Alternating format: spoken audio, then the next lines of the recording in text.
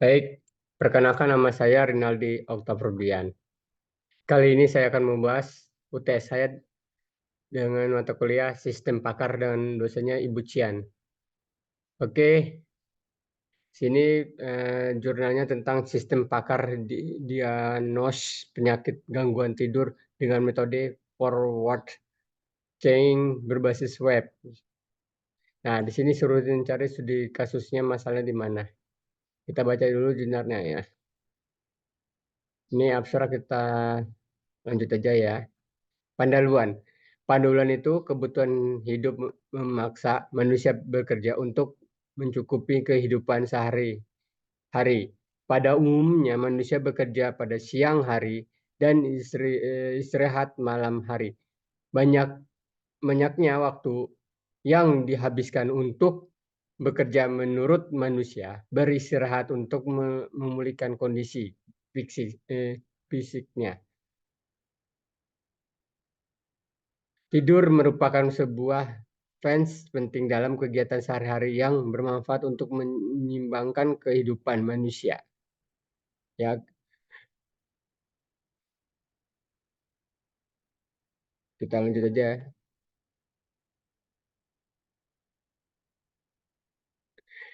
Di sini komponen sistem pakar terdiri dari berbasis pengetahuan basis data, mesin intervensi antar muka, pemakai, implementasi kecerdasan sang pakar berbasis kode, program komputer, menggunakan teknik tertentu. Nah, ini contohnya gambar struktur sistem pakarnya ya. Ini, sini ada konfigurasi berbasis, terus working memory, dan intervensi engine dan user. Ada 4 ya.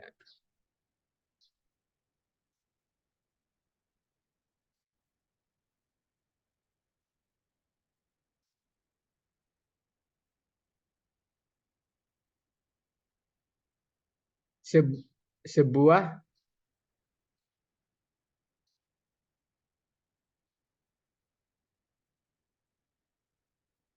Sebuah sistem pakar disusun oleh ada 2 bagian terutama, yaitu informasi spesialis adalah lingkaran pengembangan bentuk sistem informasi dalam bentuk grafis dengan menggunakan peta sebagai antar muka. Sini tujuan pustakanya. Sistem pakar. Sistem pakar adalah suatu program komputer yang memperlihatkan derajat keahlian dalam memecah masalah dibanding tertentu sebanding dengan seorang pakar Ignatius 17.2. Keahlian sistem pakar dalam memecahkan suatu masalah diperoleh dengan cara mempresentasikan pengetahuan seorang atau beberapa orang pakar dalam format tertentu dan menyimpan dalam berbasis pengetahuan sistem pakar berbasis kaidah. Ini contoh gambarnya. Lingkungan konseling, lingkungan pengembangan.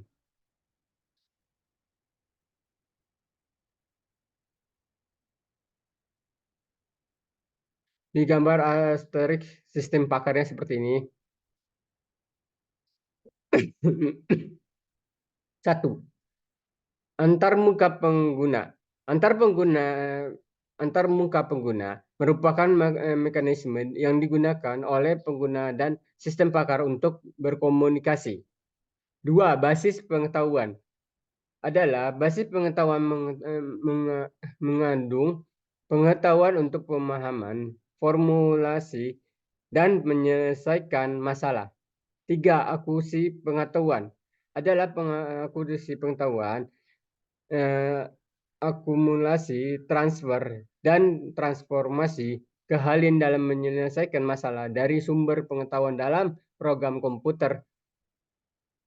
Mesin inferensi adalah merupakan otak dari sebuah sistem pakar dan dikenal juga dengan sebuah struktur kontrol atau ruler interval. Tidur pakar berbasis kaidah. Kelima, workflow plus adalah merupakan area dari sekumpulan memori kerja yang digunakan untuk merekam hasil dan kesimpulan yang dicapai. 6. Fasilitas penjelasan adalah komponen tambah yang akan meningkatkan kemampuan sistem pakar. 7. Perbaikan pengetahuan adalah pengetahuan untuk menganalisis dan meningkatkan kinerja serta kemampuan untuk belajar dari. Ini contohnya sistem gambarnya.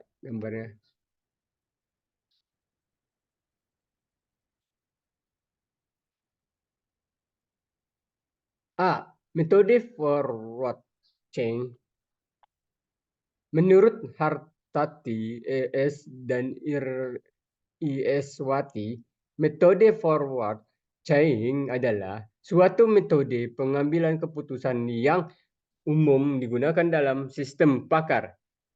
Yang B. Tidur. Tidur merupakan sebuah phrase penting dalam kegiatan sehari-hari yang bermanfaat untuk menyimbangkan kehidupan manusia. C. Arsitektur siklus bangun tidur. Rekam EEG dan rekaman videologis lain yang dilakukan sesaat tidur modifikasikan dua tahap tidur yang nyata, yaitu rapid eye movement, REM, sel dan non-REM. Sel NRM, tidur NRM sebagai lagi di atas 4 tingkatnya. Studim, yaitu 1. Studim 1, tidur ringan. 2. Studim 2, tidur konsultasi. Studium 3 dan 4, tidur dalam atau tidur gelombang. D. PHP. PHP merupakan bahasa program berbasis web yang memiliki kemampuan memproses dan mengolah data secara dinamis. E. SAM. SAM adalah sebuah software yang berfungsi untuk menjalankan website berbasis PHP dan menggunakan pengolahan data MySQL di komputer lokal.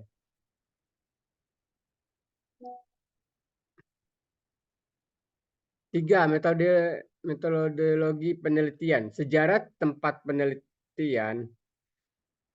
pengembangan kesehatan UPTD, Puskesmas Telaga Dewan Kota Bengkulu diselenggarakan dalam upaya mencapai visi terwujudnya masyarakat sehat secara mandiri di wilayah UPTD Puskesmas Telaga Dewan dengan pelayanan prima menuju Indonesia sehat.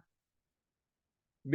Metode penelitian. Metode penelitian yang diterapkan pada penelitian ini adalah dengan pengembangan metode waterfall. Metode waterfall memiliki tahapan-tahapan. Inilah contohnya ya, gambar tahap metode waterfall. C. Metode pengumpulan data. Metode pengumpulan data yang data digunakan untuk memperoleh data yang dapat mendukung permasalahan yang akan dibahas. 1. Observasi. Pengumpulan data yang dilakukan oleh penelitian yaitu dengan melakukan pengamatan secara langsung pada objek penelitian. 2. Wawancara. Yang dilakukan dengan memberikan pertanyaan yang berkaitan dengan masalah yang akan dibahas dalam penelitian ini dengan pakar yaitu Evi Suharti. D. Studi perpustakaan. Metode pengumpulan data yang dilakukan dengan cara membaca buku-buku di perpustakaan kampus maupun perpustakaan daerah dan artikel internet yang ada berhubungan dengan masalah yang bahas dalam penelitian ini, seperti buku tentang sistem pakar, diagnosa, penggunaan tidur, pemrograman PHP dan MySQL, serta mendownload artikel dari jurnal tentang sistem pakar. Analisa sistem akutul. Manfaat dan sistem pakar pada bidang kesehatan digunakan untuk meningkatkan pelayanan kesehatan yang lebih baik. Ini contoh gambarnya seperti ini. Ini contohnya.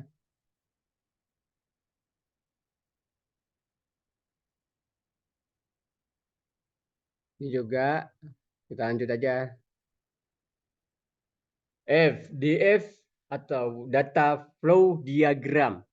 Data flow diagram digunakan untuk menggambar proses-proses yang terjadi sistem pakar mendiagnosa penyakit gangguan tidur. Adapun data flow diagram yang digunakan antara lain. Ini contoh diagramnya, konteks. Sini ada pakar, sistem pakar, pengguna. Nah, ini juga diagram DFD. Ini diagram DFD level 1 proses satunya seperti ini. G. Entry Relationship Diagram ERD. ERD digunakan dalam sistem pakar mendiagnosa penyakit gangguan tidur. Adapun ERD terlihat pada gambar. Ini gambarnya seperti ini. ERD-nya hampir sama seperti ini.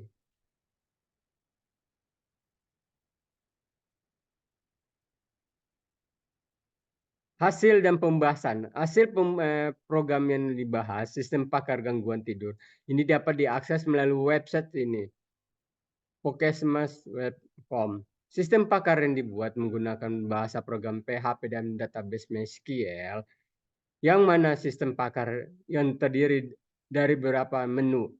Hasil pengujian black box. Penguji dalam penelitian ini melaksanakan oleh admin metode penguji yang digunakan adalah menguji black box. Menguji black box adalah menguji aspek fundamental sistem tanpa memperhatikan struktur logika internal. Perangkat lunak. Metode ini digunakan untuk mengetahui apakah perangkat lunak berfungsi untuk benar. Menguji black box merupakan metode perancangan data uji yang didasarkan pada spesifikasi perangkat lunak yang dibuat. Adapun penguji black box yang dilakukan adalah sebagai berikut. Penguji logiknya. Ini tabelnya, pengujinya seperti ini. Ini juga seperti ini penguji input data gejala. Ini tabelnya.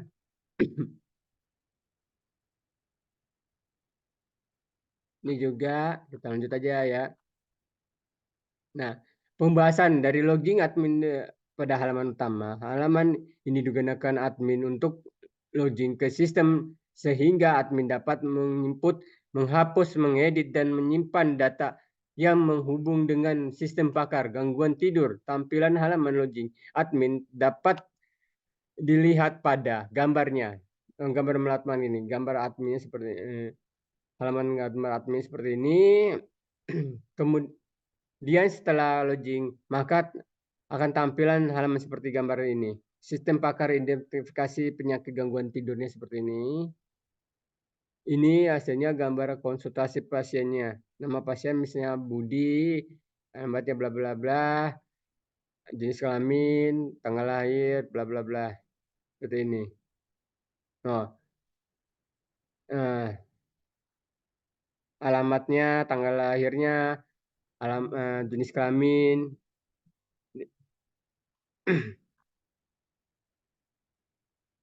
Ini penutupnya. Kita anggap aja ya. Bentuk kesimpulan dari kemisalan laporan penelitian ini melalui dari tahap penganalisan permasalahan yang ada hingga penguji aplikasi sistem pakar dapat diambil berapa kesimpulan, yaitu satu, pengguna aplikasi sistem pakar diagnosis penyakit gangguan tidur ini dapat diakses melalui Puskesmas Tergelaga Dewan KOM. Hasil yang telah dilakukan 2 tahap, yaitu tahap offline dan online terhadap fungsionalitas aplikasi penguji bahwa keseluruhan aktivitas penguji memberikan output yang sesuai dengan diharapkan. Sarannya, agar sistem yang diusulkan dapat digunakan lebih optimal dan dapat berjalan sesuatu dengan yang diharapkan. Satu, sistem yang dibangun penulis pada intinya hanya sebagai sistem informasi seputar sistem pakar gangguan tidur. Dua, diperlukan maintenance terhadap program aplikasi yang telah dibuat supaya dapat digunakan secara berkelanjutan selama kebutuhan untuk informasi.